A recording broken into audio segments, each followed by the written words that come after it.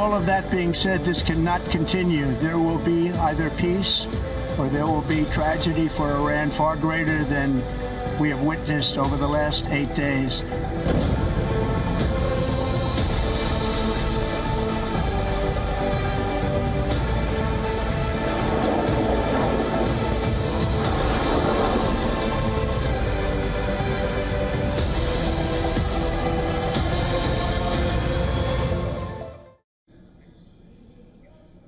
US has joined the offensive against Iran with strikes on nuclear facilities. Now, Iran has vowed retaliation, while the international community are pushing to avert a wider conflagration in the region. Now, here are the latest developments.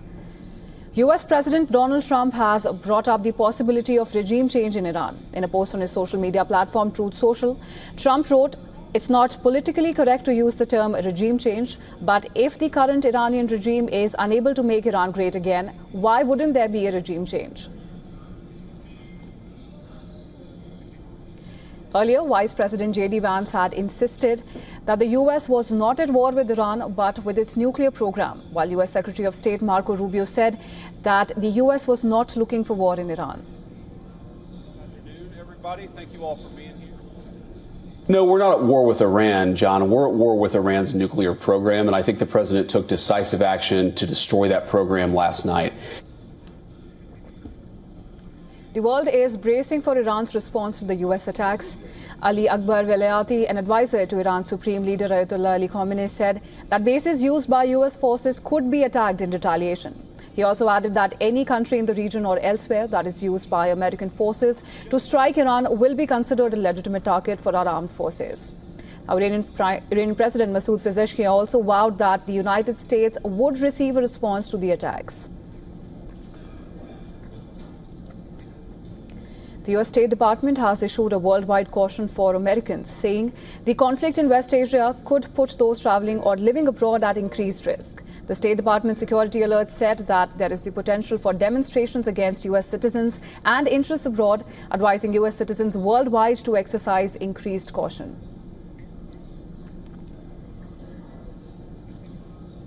Iran's parliament has reportedly approved the closing of the key Strait of Hormuz shipping lane. Now, Reuters reported that Iran's Supreme National Security Council will make the final decision on the move, which could hamstring global trade by shutting the narrow passage between Iran and Oman.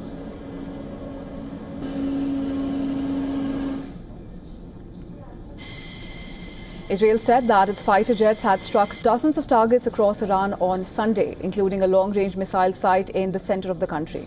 Now, the Israeli army said in a statement posted on Telegram that approximately 20 fighter jets conducted intelligence-based strikes using over 30 munitions on sites across Iran.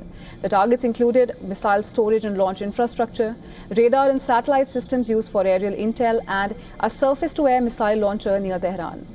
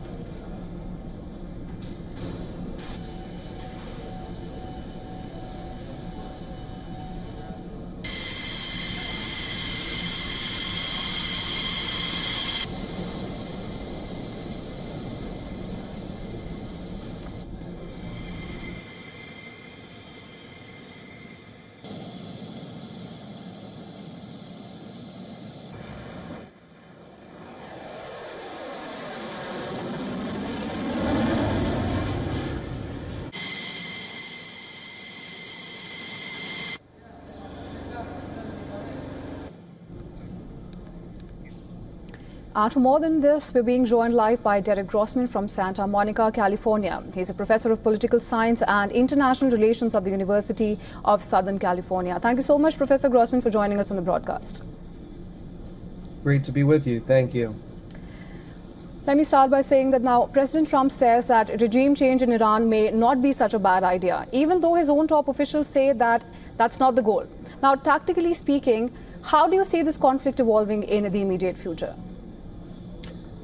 Yeah, so I think it's fair to say that President Trump today has moved the goalposts, right? Originally, the plan was to get rid of Iran's nuclear capabilities, but now He's leaving the door open very clearly for regime change. Let's not forget that just a few days ago, he said that he knew where the Supreme Leader was hiding and that he was safe for now. So that, I think, is something that is certainly on the table for the United States. In terms of the direction of the war, I guess my concern from the start was that Trump wanted this to be a one and done type of strike.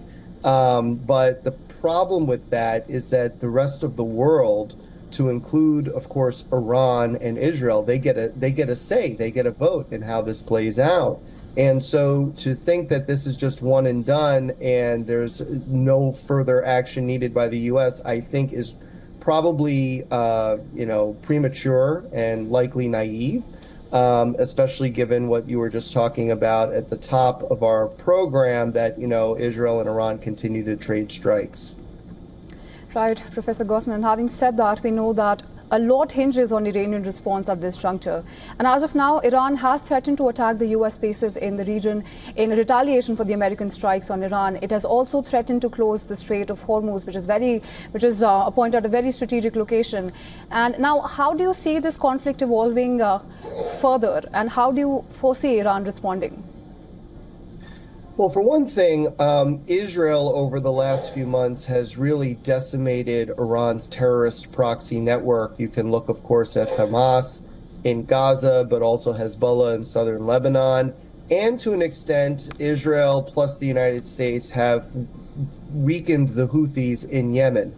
The thing that I'm most focused on, beyond, Iran using its ballistic and cruise missiles to hit targets with U.S. troops stationed at them, whether in Iraq or Bahrain or places like that, the thing I'm looking at most closely is Iran's ability to use Shia militia groups to attack those bases. And for that type of threat, you're looking at limited ground force activity between the U.S. and these Shia militias. I believe that the U.S. would be overwhelmingly victorious, but could also, take some casualties in the process. And so that is what I think Iran's best bet is in terms of a response, beyond, of course, using ballistic and cruise missiles and drones. Right. And we're hearing two very different versions of what happened at Fordo, right? Now, Iran claims that there was no irreversible damage, while Trump has claimed that the U.S. strikes have completely obliterated the nuclear facilities. Now, either way, how does this change the trajectory of Iran's nuclear program?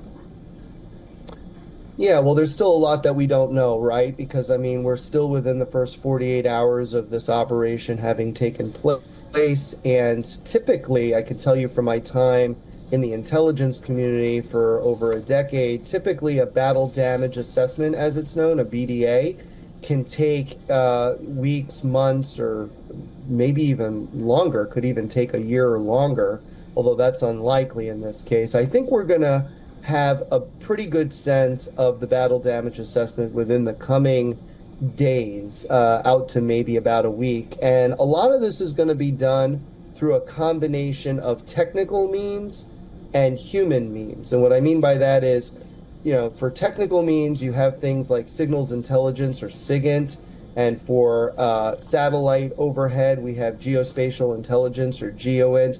These are ways of monitoring what the Iranians are saying about what happened at these nuclear sites, whether they're using their phones or email or text messages, and also looking from above through satellites to see what has actually changed in terms of the contours of the facilities there. We're already kind of seeing some of that play out. Some of it is out there on social media and elsewhere now. And then on the human side, we're going to have spies on the ground, either the U.S. leading spies or the Israeli Mossad leading spies, to then, try to pick up some of the other pieces of the puzzle to see if anyone will tell us what they think happened there, whether wittingly or unwittingly. And so the combination of all of those different intelligence collection activities are going to give us, I think, and the Israelis, a pretty comprehensive picture of the state of those facilities that were targeted. Right, and meanwhile, we know that Iran's Foreign Minister Abbas Araghchi is now in Moscow seeking close consultation with President Putin. Now, and he's saying that Russia and Iran have common enemies and shared threats. Now, if that happens, the situation could become relatively more symmetrical, I'd like to say. And we know that that's the last thing that Trump wants right now. Now, how do you foresee this alliance coming to the fore? Well, I mean, so Russia has its own, is preoccupied with its own invasion of Ukraine. I think that this development between Israel and Iran, and now the U.S., Israel and Iran, is really sort of unwelcome in many ways, because Putin would much rather keep the focus on what he's trying to accomplish in Ukraine, which is, of course, the complete invasion and conquering of the territory of Ukraine and eliminating its sovereignty, right? So this is really kind of like a sideshow, I think, for Putin, although you could make the argument that with the U.S. being distracted now, potentially in a protracted war between Israel and Iran, that we might actually take our eye off the ball in terms of supporting the Ukrainian resistance against Russia. I think we can chew gum and walk. I don't think that that's too hard for us to do in terms of like simultaneously supporting the Ukrainian resistance and supporting the Israelis. What I do worry about, however, and this is more my area of focus in the Indo-Pacific, is that if China or North Korea were to try to take advantage of the moment, then, you know, fighting a not just two-front, but possibly a three or even four-front type of war, you know, which I think most people would consider world war at that point, would be, I think, exceptionally difficult for Washington or, frankly, for any country to handle. Right, and now with U.S. involvement, it seems like the rules of the game have drastically changed. Now, but we also know that in response to the Trump administration strikes on Iran, anti-war demonstrations have launched protests across the United States, while lawmakers continue to question the legality of Trump's strikes. Now, there's also growing unease that Washington is being pulled into another war that serves Israeli interests more than its own. Now, could this move end up being a double-edged sword for Trump? Well, I mean, yeah, I mean, there's some serious concerns about the constitutionality of what was done, the secrecy by which it was done, right? Apparently only Republican lawmakers were briefed about it ahead of time, not Democratic lawmakers, right? So there's, and then, you know, as I think you're alluding to, the mood in America is quite anti-war and frankly, anti-involvement in a lot of issues around the world.